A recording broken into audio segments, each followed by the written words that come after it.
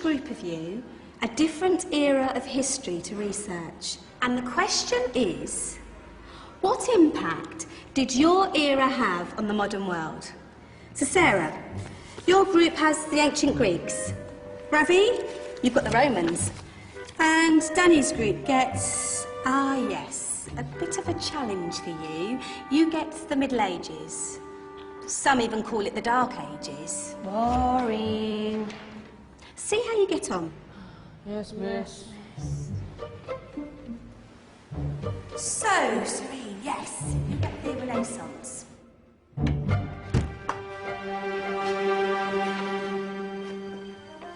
Is that the librarian? I guess so. How are the Dark Ages going to have anything to do with us? Excuse me. Sorry to bother you. What do you want? We need to find out what impact the Dark Ages had on the modern world. Never was a period of history so poorly named. Don't touch. It's priceless. And I suppose someone's been filling your head with the usual nonsense, eh? 1,000 wasted years. A black hole in history, am I right? Yeah, sort of. You see, it's always the same. You assume it was all mud, disease, death and destruction, with marauding mobs of barbarians ripping down the good of former civilizations, burning and plundering as they went. Nothing of any worth invented either, eh? Oh, no. Go on, be off with you. Sorry to bother you. Come on, it's probably not worth it. Everyone knows that the Greeks and Romans invented everything anyway. Oh, did they now? And you're sure about that, are you? You know, I might just have something for you. You seem to be up to the task. I suppose I could... Follow me. I've got just the book for you.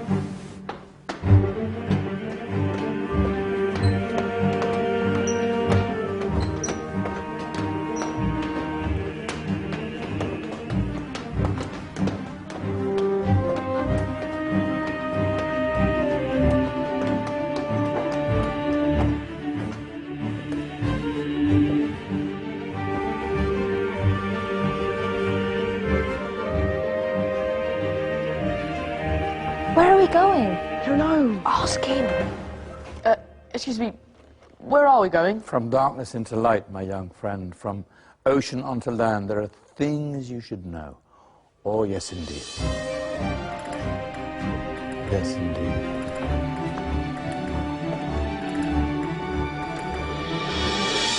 Now, I know I left it round here somewhere.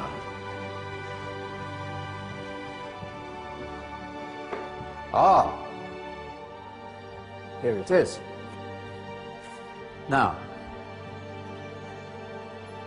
take a look. If you dare.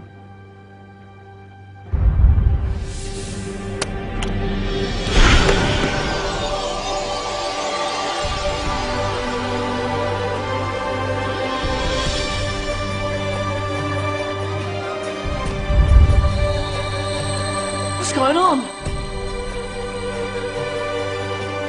Welcome to the Dark Ages, or as it should be known, the Golden Ages.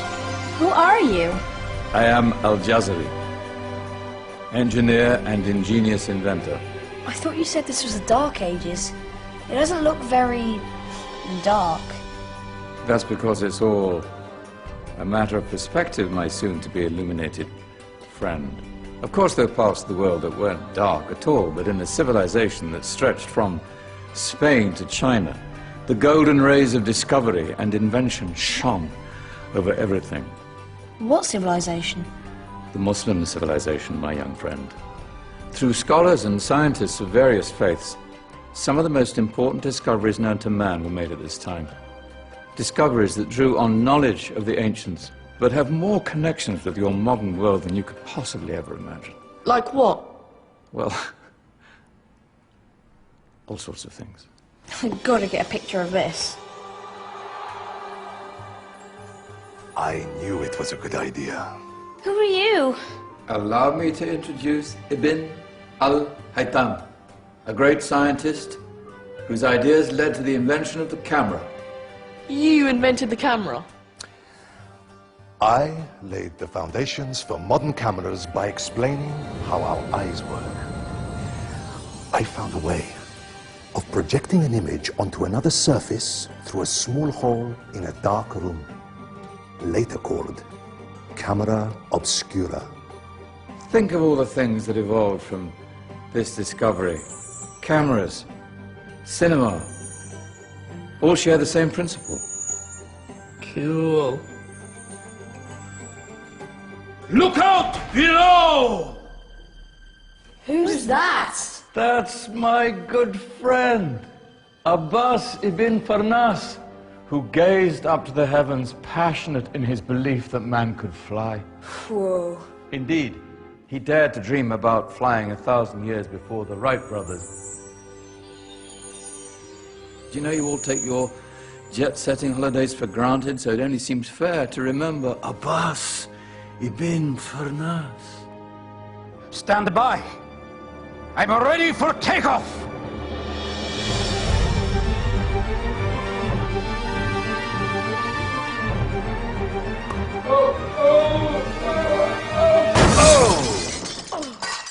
You did forget one thing, though. A tail, useful for landing. Ah, my back. Is there a doctor in the house? Did someone call? Ah, my old friend, why don't you introduce yourself to my young guests? I am Abul Qasim al-Zahrawi. Many call me the father of surgery. Did you actually do surgery back then? Of course we did. In fact, many of the surgical tools that I invented are still used in your modern hospitals. Excuse me, a patient needs my attention. Scalpel? I think I may need some stitches. In that case, I'll use catgut. Catgut? From the gut of animals. Perfect for stitching up internal wounds. Your surgeons are still using it today. Sorry, mustache.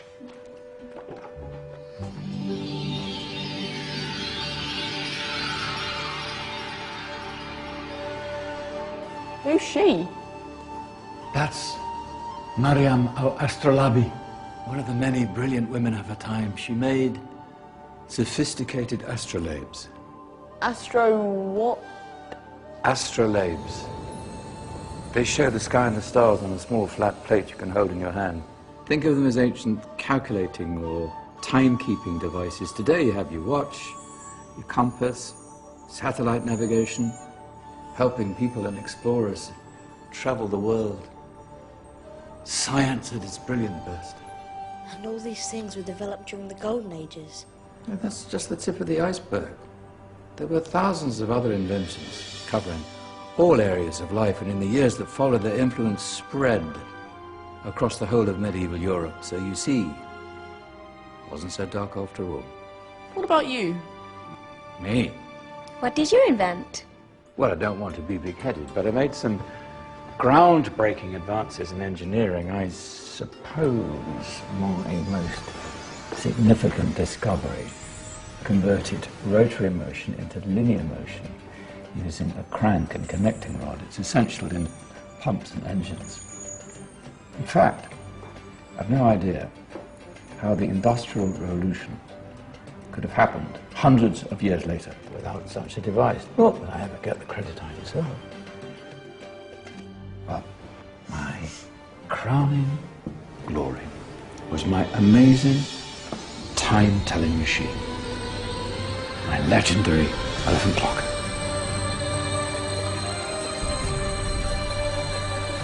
It's a clock. Yes. Dozens of components collected from different cultures around the world. Indian, Greek, Arabian, Egyptian, Chinese.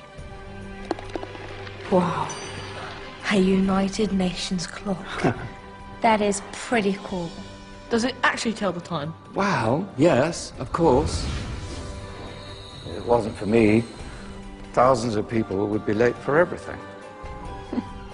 Speaking of time, we better get you back. And remember, spread the word. This is a golden age, and I've only shown you a tiny part of this wondrous time. There are countless other scientists and inventions directly connected to your modern world. You're just going to have to find out for yourselves. No, wait.